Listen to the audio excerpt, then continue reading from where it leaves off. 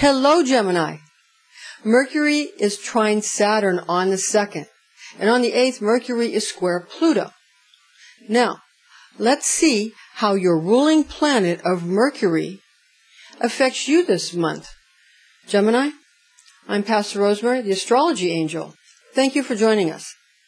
This is an angelic horoscope transmission from your Gemini angel Ambriel, who resides over your mutable air nature, and these are his messages for you in love, money, and health. First, of course, the love transmission, the most important. This transmission, just for a point in fact, we want to tell you that it's coming from the mighty archangel Raphael through your specific Gemini angel Ambriel. And Raphael is more of your guardian angel, if you will, and rules over the air signs of Libra, Aquarius, and Gemini.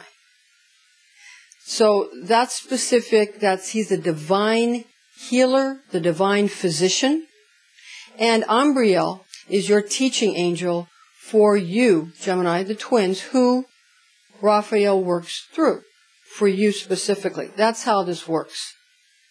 And we've categorized it for you so you can understand how different elements affect each other. And that's very important in matters of love, or money for that matter, or health. But in matters of love, it really shows because, for example, an air sign is going to quicken a fire sign. But an air sign is going to scatter an earth sign. And an air sign is going to make a water sign choppy, if you will, or more emotional. And to be honest with you, in matters of love, air signs get along very well with each other.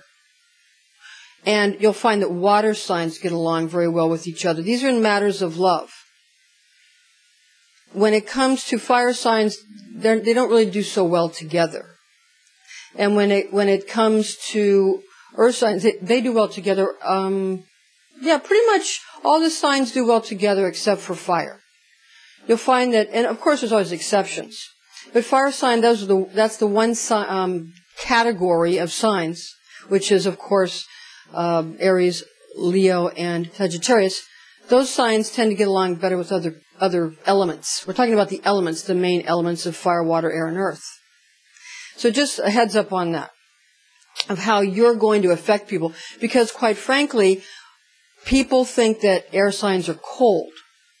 They don't understand that they're just very intelligent. They don't get it.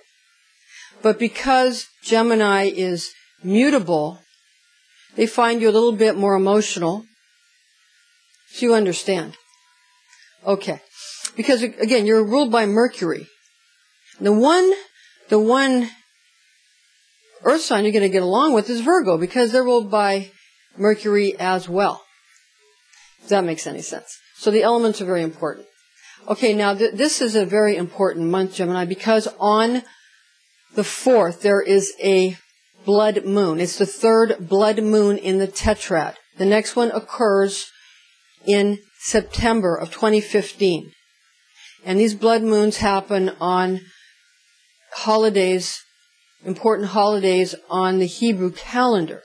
So this one happens on Passover. And of course the next day is Easter Sunday on the 5th. This is very important. This is a blood moon, a total lunar eclipse happening on Passover. The next day is Easter. It's happening in Libra, the scales, which is going to make people want revenge, to balance the scales.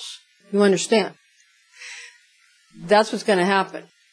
And a lunar eclipse affects the soul, which in Scripture is represented by Israel.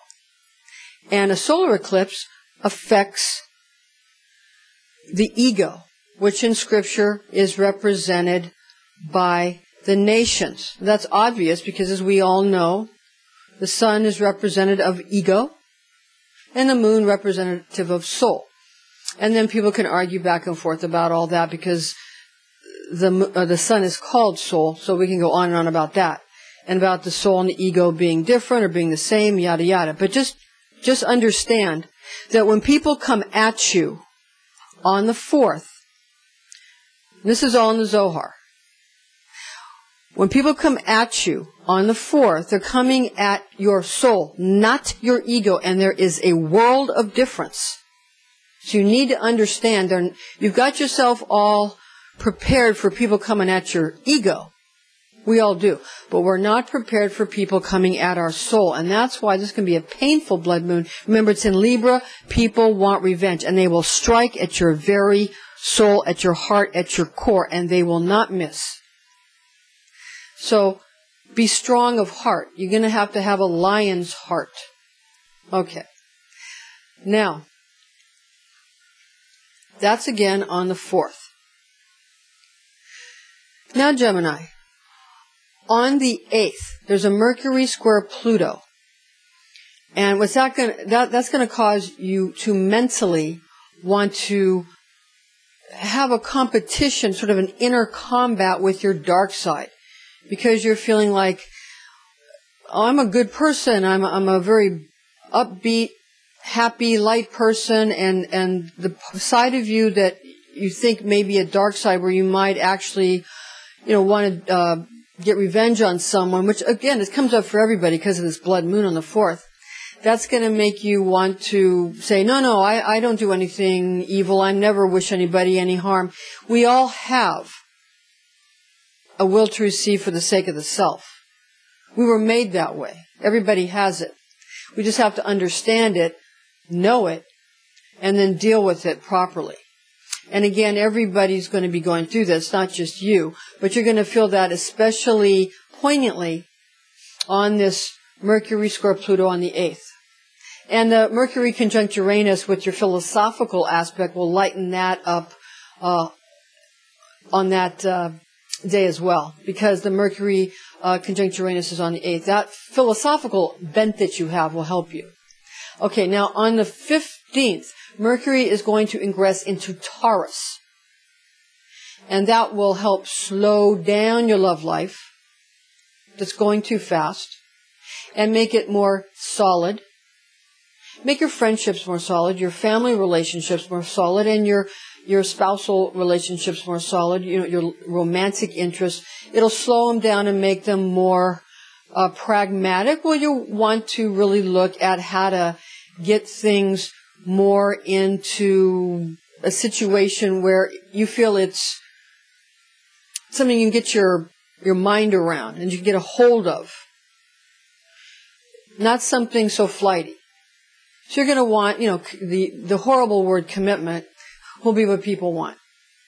All right, now, on the 18th, the new moon in Aries is going to throw a bit of a wet blanket on the martial will to be assertive or aggressive. So in other words, aggression will turn into assertiveness.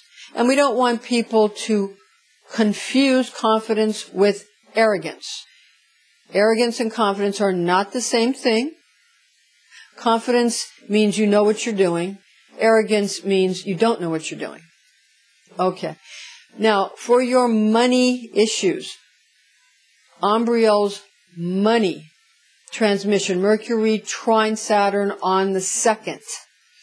That's very good for legal outcomes for you, Gemini, because of that Mercury trine Saturn. Again, that's on the 2nd. And on the 6th, Mercury trine Jupiter. That's very good for health and wealth. And that's a very good day for people who are involved in wealth management. Again, that's the 6th, Mercury trine Jupiter. Now for your health transmission from Ambriel, the Mercury ingress into Taurus, slowing things down and making things more solidified, is going to help you focus on a health program that actually gets you goals and results that you will actually begin to see results, good outcomes, good health outcomes, goals that you've set for yourself in matters of health. again, and wealth, because Jupiter rules over them both, but especially because of this Mercury ingress into Taurus, it will be helpful. Again, though, understand how the element of air, especially mutable air that blows all over the place, how that's going to affect Taurus.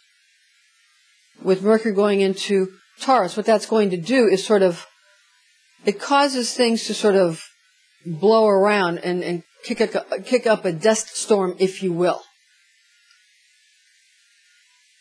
And with that happening, it's hard to get to a practical result. So how is that fixed, so to speak? And again, in God's grand clock, He's established something in His grand clock where there is always a way to make things better, where things balance out, and there's always a way to make things better.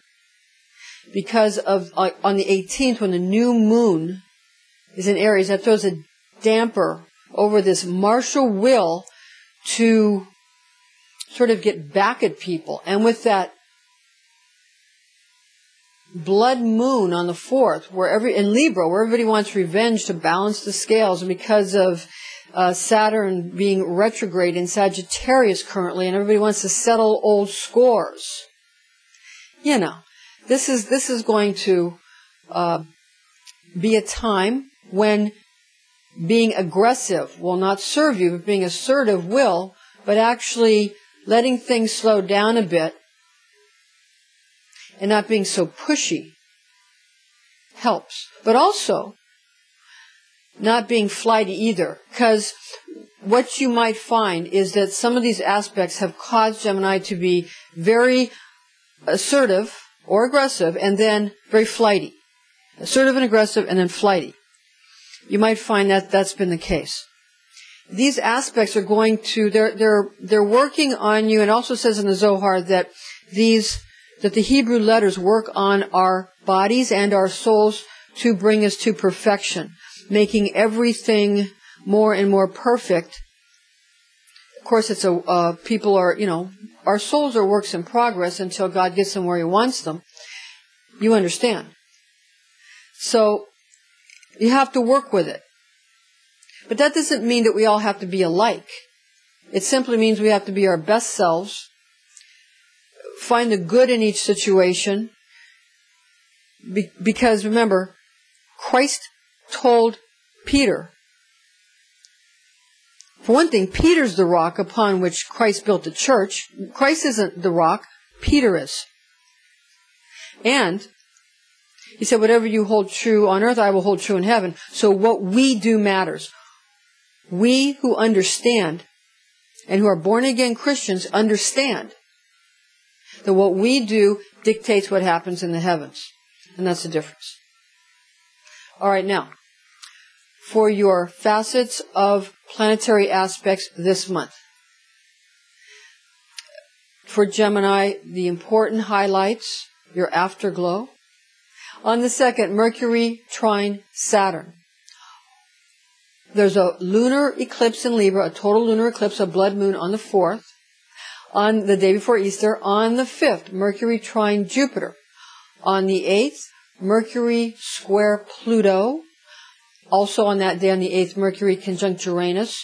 On the 10th, Sun conjunct Mercury. On the 18th is a new moon in Aries. It'll slow down the combative aspect.